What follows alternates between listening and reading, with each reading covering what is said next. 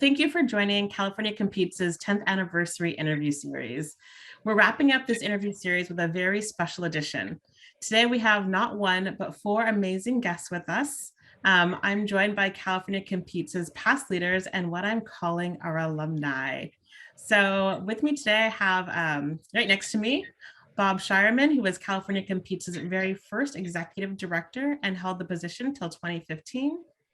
Dr. Lande Ajose, who served as California Competes' executive director after Bob from 2015 to 2019. Ria Bhatt, who served as deputy director and then interim executive director until 2019. And Valerie Lundy-Wagner. Valerie led California Competes' research efforts during her tenure at the org. California Competes was founded about 10 years ago to help transform our state's higher education system into a vehicle to prosperity for all Californians and their communities. Today, with great foundations laid by our alumni here, California Competes has ignited change in higher education through its rigorous policy research that has guided decision makers in advancing policy solutions and systems level change that enables all individuals, regardless of age, background, or life circumstances, to achieve their education and career goals. Thank you again for participating in today's roundtable, or I guess panel is probably a better description. So let's kick things off by hearing a little bit about where each of you are today and looking back, how your work at California Competes helped carve your path to your current work and shaped your views on higher education. Bob, as the first leader of California Competes, let's start with you. Great, thank you so much, and congratulations on your decade, or I guess our decade, since we're all involved in making this organization, and congratulations on the current work that you are all doing. I now direct the higher education policy program at the Century Foundation, which works a lot on federal policy, a bit on state policy here and there. And I work on a number of different issues, but the one I wanted to kind of pick out as one that sort of started with with my work at California Competes is on accreditation. So we did a deep dive at California Competes into how does accreditation help to improve colleges and universities? Are there ways that we could tap accreditation to make it work better? One of the policy reforms that we succeeded in enacting was getting public access to the reports that accreditors that accreditors provide to campuses about how they think things are going at the campus and what kinds of changes they need to make. The Western accreditor adopted that policy on their own, and then there was a state law that was enacted as well. And a year and a half ago, I was named by Californian, the Speaker of the House, Nancy Pelosi. I was named to the Federal Advisory Committee that oversees accreditation. So I continue some of that work, some of what I learned and got curious about at California Competes. I've been continuing in some of the work that I've been doing on accreditation. There's more, but I'm going to stop with that and let others give their answers. Thanks, Bob. Lande, do you want to jump in next? Sure. I don't remember that accreditation part being so fun. I remember looking through those things and going, these are the most uninspiring reports, and we have to read all of them to summarize them. Really, Bob? So anyway, but I'm glad that it's led to something productive for you. So I am currently at the Public Policy Institute of California. I joined PPIC a few months back in October of 2021. My role here is as the Vice President and Senior Fellow with management responsibilities for both our higher education and our K-12 research teams. And also I have the, I guess, illustrious responsibility of building a new policy area. It's a new strategic priority for PPIC called Understanding California's Future. And the goal of that is to really think about what are the policy issues, what are the trends, what do the data say that will help inform the future of the state, and how do we make sure that we are developing policies and ideas to help guide the state in the way in which we would like for the state to develop. So that is my current day job. I got to this job having made a stop through the governor's office, and where I served as his policy advisor for higher education. They've credit to California Competes, and especially to Bob for bringing me into California Competes and giving me an opportunity to do a deep dive on a whole variety of issues related to higher education in the state of California. I've often said that the reason I joined California Competes is because when I was looking at another job, I called Bob and said, would you be a reference for me? And he said, sure. But while you're thinking about leaving your job, why don't you come join me at California Competes, and we'll completely transform higher education. And I said, you had me at completely transform. And it's really, I think, a great part of the legacy that California Competes continues to think about the ways in which it can be an independent body that is transforming the various parts of our higher education system to the benefit of students, and to push in the most productive ways our legislature, our governor, our higher education segments to do more and to do better by students. So I'm just enormously proud to be an alum. So thank you for that.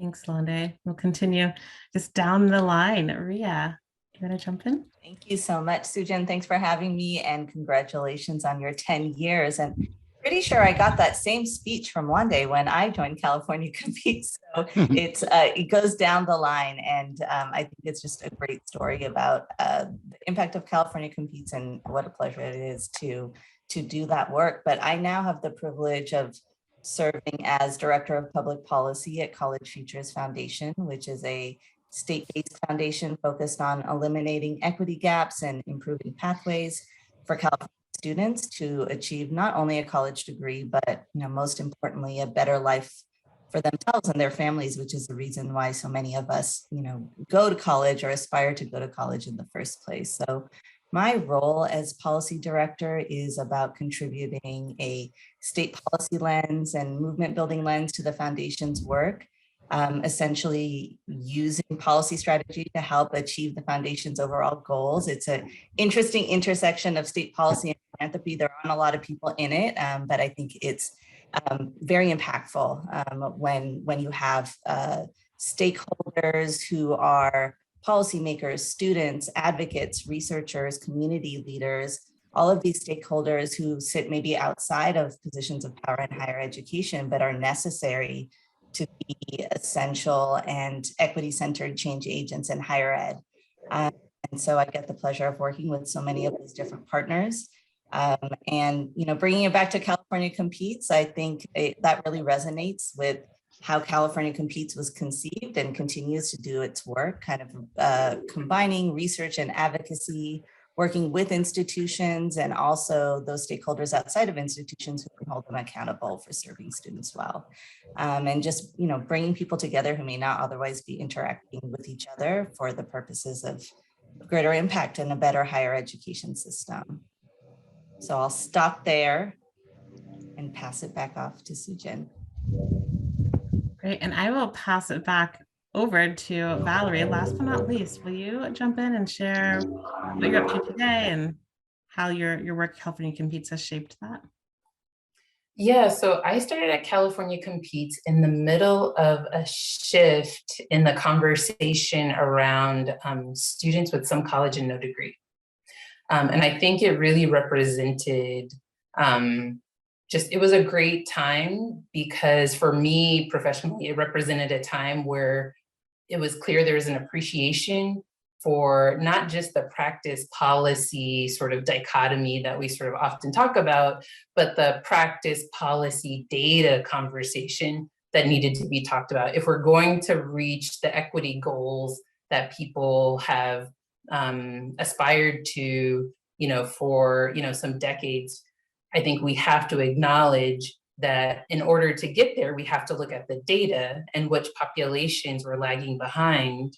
And as we sort of dug into that, I think as the California Competes team dug into that, when I stepped in, it was sort of blatantly obvious that we needed to pay attention to adults who are 25 and over, and especially in California, given the open access nature of our community college system in particular, that there were plenty of Californians who had some college education, but weren't able to finish for, a myriad of reasons. And so then what that sort of begged was sort of what can be done about this, right? What can be done? Who can do it? Who has the authority and the responsibility and the resources to address that?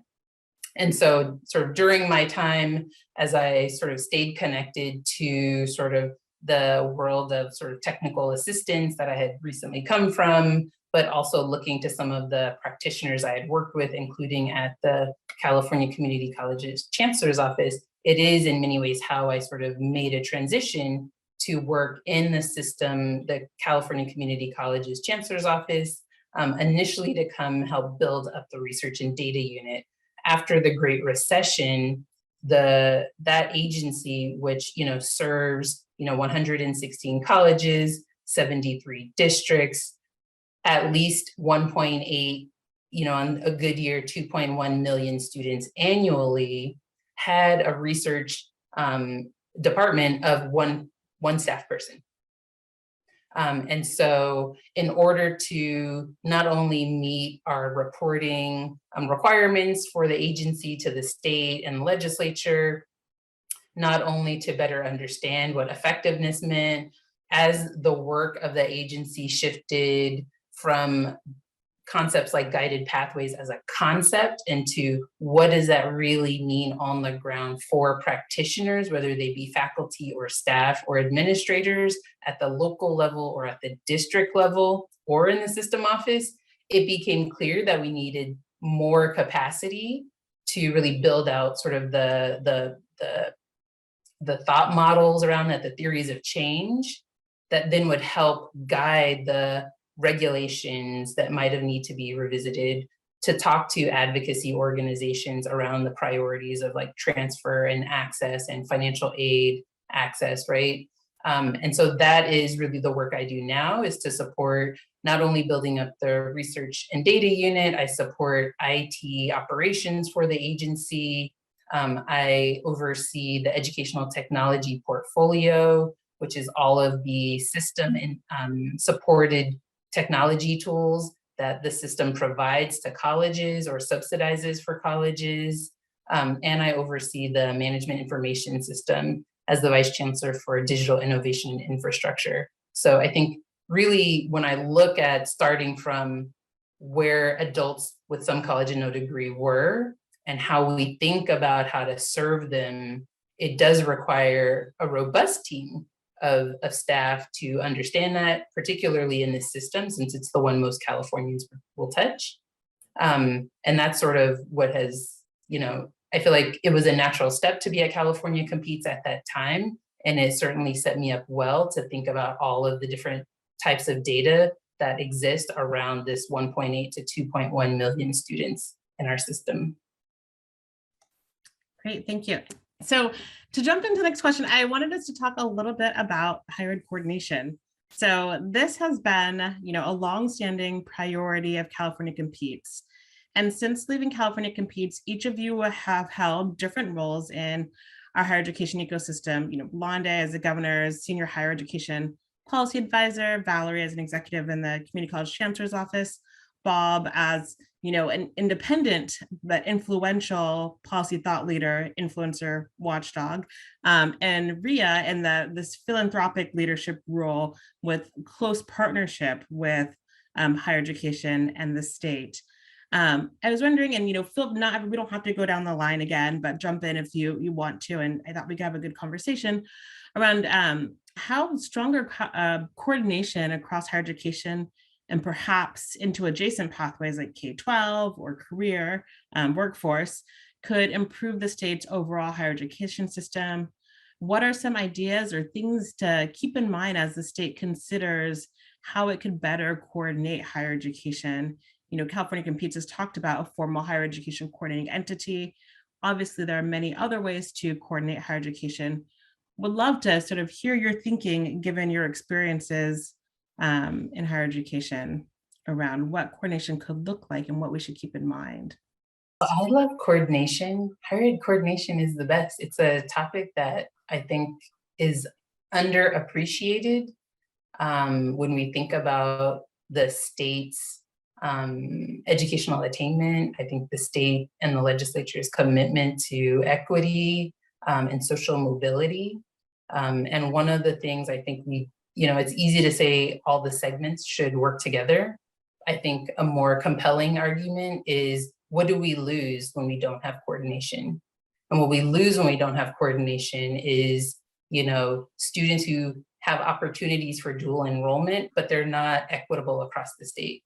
What we lose when we don't have coordination is students in community colleges who have met the minimum qualifications, who are admitted, but for whatever reason are not transferring into our California State University or University of California systems, or any higher ed in some cases.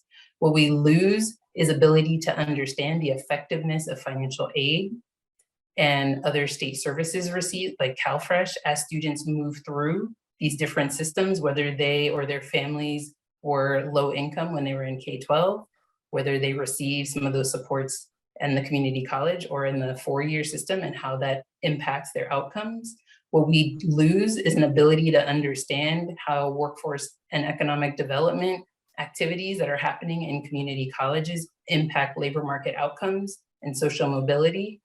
And so I think rather than sort of framing it from again, let's all sort of kumbaya, I think we really need to ask ourselves what the state loses, and not just in terms of economics, but around people and their communities and their families when we don't have this sort of coordination in higher education or with K-12. Yeah, I thank you for saying that, Valerie, because I actually agree with you very much that there is a lot to be lost by not having coordination. I think what I would add to that is we should be examining what we mean and what we think coordination really is, and what it means to practically have coordination. So, we've been, as you mentioned, California Competes has been really at the forefront of the call for some kind of coordinating body. I wrote a report, I believe, under Bob's tutelage on various ways to skin that cat when we were at California Competes. And I think, what I would say in reflection is we really thought about the coordination question as a question of only personnel sitting around the table.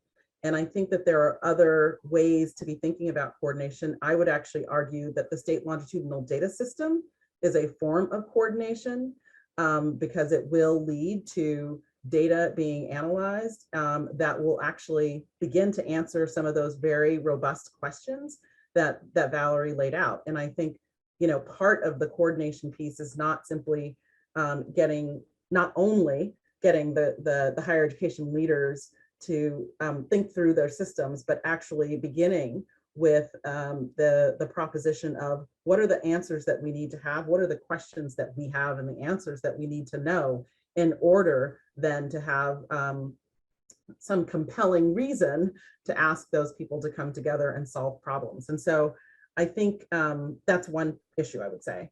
The second issue I would lift up is there is a practical, in my mind, this is Lande Ajose speaking, there's a practical difference between wanting a body that very quickly can become, theater for people to watch, and wanting a body that is effective. And I think we learned something from the demise of CPEC, both in terms of the structure of CPEC and the ways in which that could be obstructionist when different entities wanted it to be, and what it means for leaders to be in front of constituents and maybe give voice to issues in public that then they don't support in private. So what I am most interested in is how do you actually have an effective and a functional group of individuals who are coordinating, and what does that look like, and what are the different ways to get there? So that is what I think that is what I feel like I've learned, because I think there is a great impulse to be in front of people and to want things to look like they are moving along. But if you don't have the buy-in within and across the institutions, then you're not going to actually get anywhere. Yeah, and just to add to that, because I really, everything that Valerie and Lande said just really resonates with me. As a metaphor through this pandemic, we've really seen the definitions of place and space change for college students and for institutions. And we think about it in different ways, in new ways. And so I think that the mechanism and the need for coordination will always be there if we really want these opportunities to center the student, regardless of where in the system they're at. But there are opportunities to kind of rethink how that may be structured, where some of those goals align, and what are the mechanisms to be able to get there that may not require a full-on body, but it does require some sort of alignment and kind of coming together and knowledge and acknowledgement that these issues are too big for any one entity or stakeholders to solve on their own.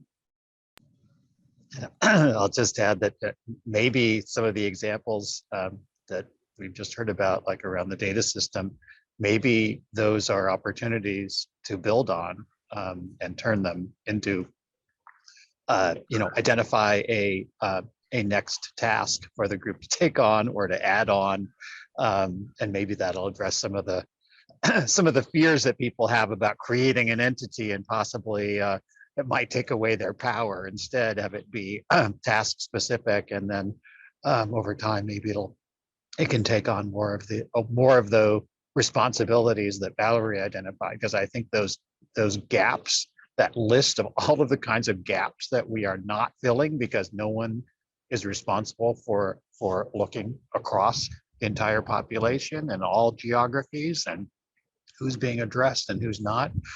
We need to figure out a way to get at that, because the way things are currently structured, those are not seen, and so they don't get addressed. So to follow up on that and thinking about the development of the cradle to career data system, which is something that all of you worked on to help bring to fruition during your time at California Competes. What are some of the things that you would like to see those leading the development of this data system keep in mind as they move forward? So Bob, you had mentioned, thinking about the future role and scope of work for the data system. Are there other things that the leaders of the data system should be thinking about? I'll just reinforce kind of what we just talked about of the in-between spaces, like high school to college. Valerie just mentioned dual enrollment, or transfer to four-year, or higher ed to workforce, which is an area California Competes has worked on for so many years. Those are kind of the critical spaces where we just have gaps in knowledge, understanding of the trends, and that impacts policy design, it impacts policy implementation. And so, we have very limited capacity right now to be evidence-based in California education policy.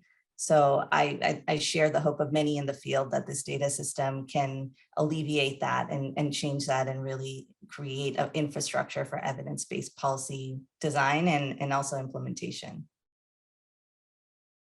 I remember Bob saying, when we were first starting to talk about the data system, that, if we had this data system, we wouldn't actually need to have a California Competes. We could work ourselves out of a job. Well, you guys might not want to know that now, but because the data system is about to come. But I think, part of when California Competes was started, part of what Bob had the vision around and what we did was to actually provide answers to some of those gaps, right? Because there was no one out there that was doing that. And part of the value proposition was, the state should be doing this, not us. I mean, we're smart, we can do it, but actually it should be a responsibility of the state. So it's actually, I think, a huge win that the state is going to have some mechanism for being able to do that. When we came out with the road ahead, that's the name of that report. I remember we had the data point in there, like 800, that we were losing something like 800,000 students of the 2.3, simply because they weren't making the transition between K-12 and college, right? Nobody had that data. The state ought to have that data, but the state doesn't have that data right now. So things like the data system are actually really important. And I would agree with Bob that it might then, be a lever for being able to tee up what are the right questions, and then where do you need those systems to begin to come together to answer those questions, rather than just only starting from the place of we need the structure without any impetus for what the structure, might do. So Anyway, for what it's worth. Yeah, the purpose of the data system, I think so far we've seen lots and lots of interest, which is amazing for all the researchers out there.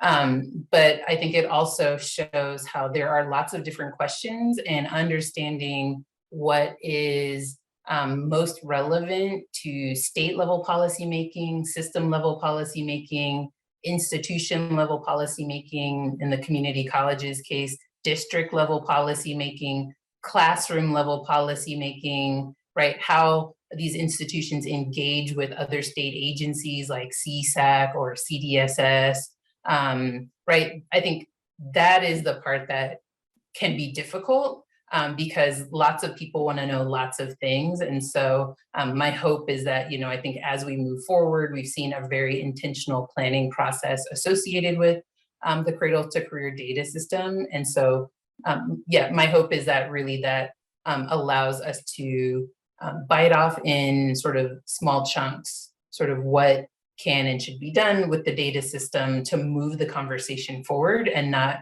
overwhelm us with sort of all that we don't know, but help us really start uncovering things in an intentional way that help, I think, advance policy in the way Ria just noted. Great. And so for our last question, I can't believe we're already wrapping up. I wanted to ask the alumni, looking ahead now, where do you see California Competes really moving the needle in higher education and workforce policy? I think, and Valerie kind of already said some of this, but the connection to workforce, and not just the workforce, but also the workforce training systems that exist that are separate from the higher education system, but really should be thought of as part of that entire ecosystem. I think building that connection is going to be where California Competes can make the biggest change, and I'm looking forward to it. Yeah, I would also echo something that Valerie, you already said it all, so we don't need to say anything, but I would say that the focus on that some college no degree population, right? The folks who are over the age of 25 and who have made efforts to get a degree, have not been successful, have not completed, and thinking about that group as an organizing principle, because that is actually more typical of many of our California college students. And what we need to do to reform systems, reform segments, reform processes to actually serve those students in a better way is a huge contribution that California Competes can make by really thinking about what are the policies, what are the interventions, what are the practices that our colleges and universities can take up that actually help those students to be successful. That could be financial aid policy and what it means to actually support those students in a much more robust way. It can be things like understanding how to honor the work that they've done prior to coming back to school and thinking about credit for them. It could be other things like, there are a whole variety of things. It might be thinking about, are there ways to do dual enrollment for some of those students? I don't know, but I just think that thinking about that population, because it is not going to, generally speaking, I think, be a shrinking population. And some might argue that in light of the pandemic and in light of the great resignation, that we actually may end up seeing more students, even though we're in a dip right now in the community college student system, we may end up seeing more students turning eventually to our community colleges and to our higher education systems for retraining, for getting back to a new place with their career aspirations, and that really thinking about how we serve those populations in the best possible way is something that I think California Competes can contribute to. Agreed. And I also think that centering that student population, which, as Lande said, is growing as we speak, given all of the challenges happening during the pandemic, also anchors your work on data and your work on coordination, because you need all of those pieces right to really be able to support that population of some college no degree, as well as a connection to workforce and employers, and helping those two kind of very large fields speak to each other all of those will be required for California to really serve the some college population well. So it really ties together all of your strategies, and I just look forward to seeing what you all do with it. I mean, I totally agree. How we think about workforce, especially following up on the investments the state made with the California Career Pathways Trust in particular, you know, that was an unprecedented investment in especially K-12, but also just career and technical education overall.